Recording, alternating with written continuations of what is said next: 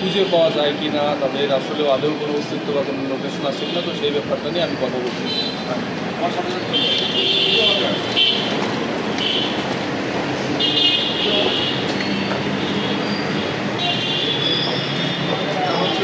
আমরা ভাইদের সাথে কথা বলবো এবং তাদের কাছ থেকে বিস্তারিত গল্পটা জানার চেষ্টা করবো। আমার সঙ্গে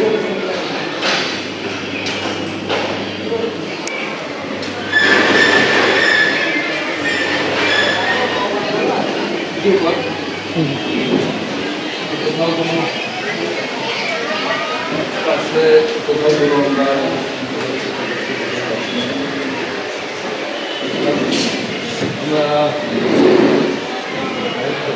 ভাই আমরা দর্শক থেকে এসেছি একটা তথ্য দিতে গেছি এখানে যে বিভিন্নভাবে মোবাইলের বিজ্ঞাপন বিভূত আমরা শিকার হচ্ছে ভিডিও করে নিয়ে যাচ্ছে তারা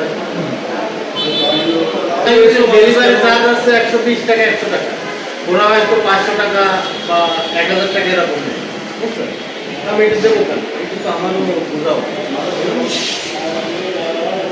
দর্শক, আমি এই মুহূর্তে এক মার্কেটের এক দোকানদার ভাইয়ের সাথে কথা বললাম। ভাই আমাদেরকে একটি গুরুত্বপূর্ণ তথ্য দিল, সেটা হচ্ছে এই প্রতারক চক্রটি বিভিন্ন সময়ে বিভিন্ন রূপ ধারণ করে তারা ক্রেতা এবং কাস্টমার সেজে আসার পরে তারা মোবাইল কেনার অজুহাতে এসে এই দোকান বা অ্যাড্রেসের লোকেশন বা তাদের দোকানের ডিটেলস নাম ব্যবহার করে তারা ফেসবুকে বিভিন্নভাবে পেজ ওপেন করে এবং কাস্টমারদেরকে তারা প্রতারণার ফাঁদে ফেলে। এই ব্যাপারটা নিয়ে আমি যদি এই দোকানগুলোকে একটু দেখাই, দোকান দেখাও, তো সেই দোকান ব্যবহার করে তাদের এখন অধিকাংশ দোকানদার